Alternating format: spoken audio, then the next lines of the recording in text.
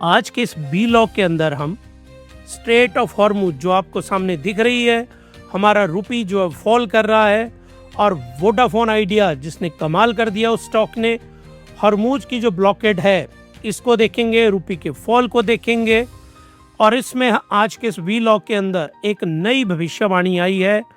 आनंद James, इन्होंने एक भविष्यवाणी की है कि जो निफ्टी 50 है वो 25,600 तक जा सकता है। इसको डिकोड करेंगे।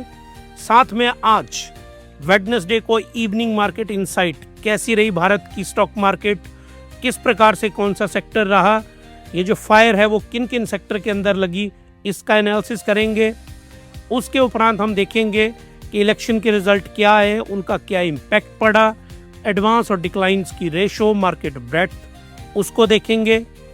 इसके उपरांत हम FIIs और DIIs, उनका डाटा क्या है, किन सेक्टर में वो इन्वेस्ट कर रहे हैं और क्यों इन्वेस्ट कर रहे हैं, उसको देखेंगे। चार्ट पे आपको समझाऊंगा मैं।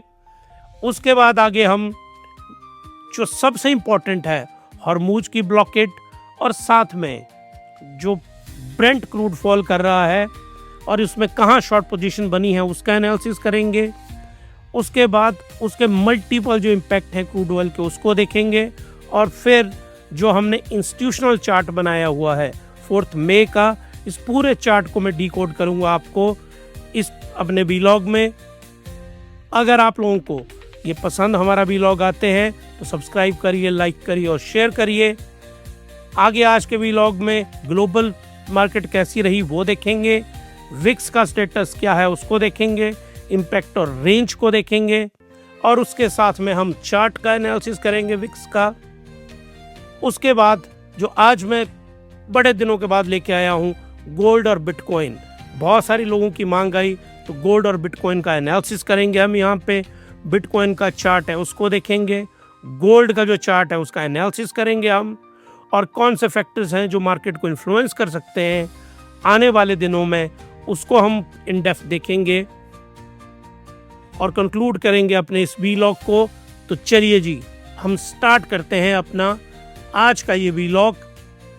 तो आज का वीलॉग है हॉर्मुज की ब्लॉकेड। इसमें 2 ब्लॉकेड है, एक ईरान ने कर रखी है और एक US ने कर रखी है, और दोनों बहुत नेगेटिव स्टेटमेंट दे रहे हैं। हमारी मार्केट जो बढ़ी है उसमें इनका कोई रोल नहीं है। अगर तो इलेक्शन के रिजल्ट अच्छे नहीं आते तो मार्केट ने बहुत बुरी तरह गिरना था। रुपी बहुत बुरी तरह से फॉल कर रहा है हमारा। ये देखिए क्रैक दिख रहे हैं ना आपको रुपी के अंदर, ये क्रैक मैंने जानबूझ के बनाए हैं कि हमारा रुपी कितनी बुरी तरह से फॉल कर रहा है। और आपका पोर्टफोलियो, अब स्टॉक मार्केट चाहे बढ़ रही है लेकिन आपके पोर्टफोलियो को क्या हो रहा है उसको ध्यान से देखिए। और 64,000 करोड़ रुपी वोडाफोन आइडिया में इन्वेस्टमेंट हुई है, जिसने स्टॉक को बहुत शानदार परफॉर्मेंस दी। एक रिपोर्ट आई है, वो रिपोर्ट ये कह रही है कि गल्फ ऑफ हॉर्मुज का जो ब्लॉकेड है वो हट जाएगी, तथा साथ में $70 के करीब क्रूड ऑयल आएगा तो निफ्टी 50 25,600 पे जाएगा। ये हमारी रिपोर्ट नहीं है, आनंद जेम्स जी की ये रिपोर्ट है। बहुत हद तक हम सहमत हैं। सब्सक्राइब करिए, लाइक करिए, शेयर करिए हिमालय स्टॉक गुरुकुल को इस तरह की डीप इनसाइट के लिए। अब चलिए जी, इवनिंग मार्केट इनसाइट वेडनेसडे 4 मई की। तो देखिए निफ्टी 50 राइज किया, सेंसेक्स वो भी राइज किया। दूसरे वीलॉग में इनका मैं टेक्निकल एनालिसिस करूंगा। ये जो पहला वीलॉग है इसमें हम ब्रॉड मार्केट का एनालिसिस करते हैं कि पूरी मार्केट किस प्रकार की रही आज, लेकिन जो हमारा सेकंड वीलॉग होगा उसमें हम टेक्निकल एनालिसिस करते हैं। बैंक निफ्टी जहां था वहीं रहा। जो फायर आज लगी है वो ब्रेंट क्रूड में है, जो $113 पर बैरल के लेवल के ऊपर पहुंच गया है, जो भारत के लिए बहुत नेगेटिव है। विक्स हल्का सा कूल हुआ 18 पे, इसको चार्ट पे भी समझाऊंगा। और साथ में 95 रुपी से ऊपर चला गया डॉलर, जो भारत के लिए बहुत नेगेटिव चीज़ है। ये एडवांस डिक्लाइन है, ये चार्ट पे आपको बताऊंगा। और ये मिड कैप का इंडेक्स है, इस प्रकार से आज ये रहा। अब यहाँ से इवनिंग मार्केट इनसाइट के बाद हम आगे चलते हैं। क्या कारण थे कि स्टॉक मार्केट इस प्रकार से राइज की? इलेक्शन का मैजिक हुआ है। 200 प्लस सीट्स पहली बार बीजेपी लेके आई है वेस्ट बंगाल के अंदर। इसका एनालिसिस तो हम कर सकते हैं पर करेंगे नहीं, क्योंकि हमारा स्टॉक मार्केट और फाइनेंशियल एनालिसिस का चैनल है।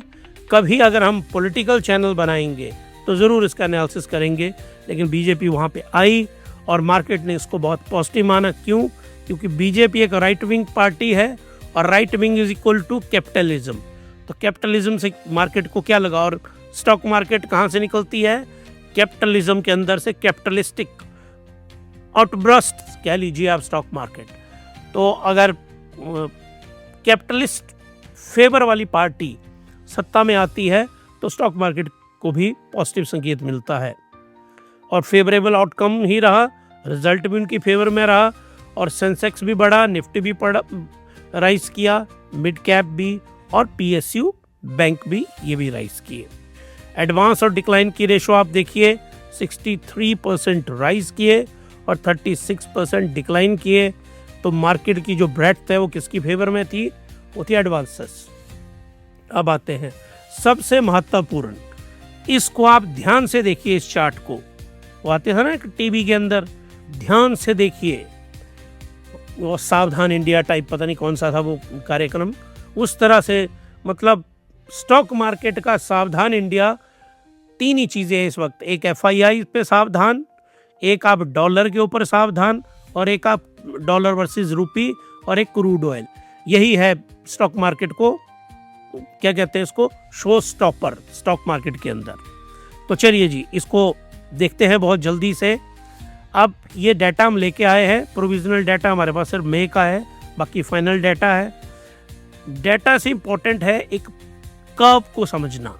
ये इसको ध्यान से देखिए, ये ब्लैक जो है वो DII है और येलो जो है वो FII है। अब हम क्या करते हैं, इसका चार्ट बनाते हैं, कोशिश करते हैं बनाने की। ये देखिए राइज कर रहा है जनवरी से लेके मार्च तक। कौन? DIIs बेचारे हर महीने खरीद रहे हैं और उसी प्रोपोर्शन में बेच कौन रहा है? नेगेटिव कौन था? FIIs। अब आप देखिए ध्यान से, इनका भी एक लेवल है ना खरीदने का DIIs का। इनके पास मशीन तो लगी नहीं हुई है। आई थिंक नितिन कामत है जीरोधा के, उन्होंने एक बहुत अच्छा ट्वीट किया था और उन्होंने ट्वीट में ये लिखा था द मनी, एक ट्वीट आया था बाय द डिप। एक एक्सपर्ट बोल रहे थे बाय द डिप। तो नितिन कामत जी ने सरकाजम किया था कि ये जो डिप आ रहा है इसके ऊपर बाई करने के लिए पैसे कहाँ से आ रहे हैं, from where the money is coming. और उनका सरकाजम बिल्कुल सही था। ये देखिए आप यहाँ पे, यहाँ से ये कौन फॉल कर रहा है? ये फॉल कर रहे हैं DIIs की बाइंग कैपेसिटी। है वो पॉजिटिव में, लेकिन कैपेसिटी जो है वो किस में आ रही है? नेगेटिव के अंदर आ रही है। यहाँ पे अब आप इन येलो को देखिए, ये येलो भी कम हो रहे हैं। मतलब इंटरेस्ट जो है FIIs का लौट रहा है भारत की स्टॉक मार्केट में, ये मतलब हुआ इसका। अब मुद्दा उठता है किन सेक्टर के अंदर FIIs बाई कर रहे हैं।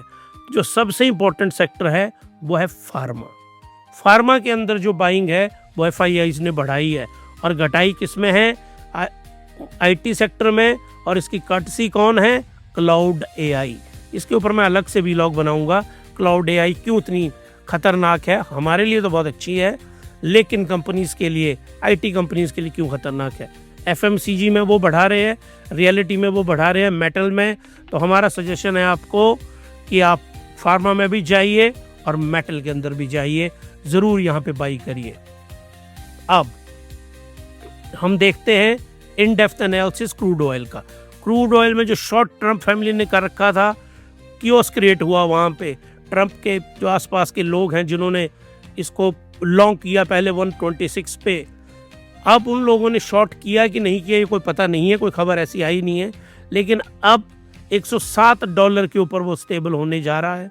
और यहाँ पे ये है गल्फ ऑफ हॉर्मूज, ये AI से बनाई गई डायग्राम है, आपको पता भी चल रहा होगा। तो यहाँ पे हॉर्मूज की जो लाइफ लाइन है इसके ऊपर बहुत झगड़े हो रहे हैं। ट्रम्प साहब बोल रहे हैं कि वो एस्कॉर्ट करेंगे शिप्स को। अब वो कैसे करेंगे? अभी तक तो हो नहीं पाया उनसे।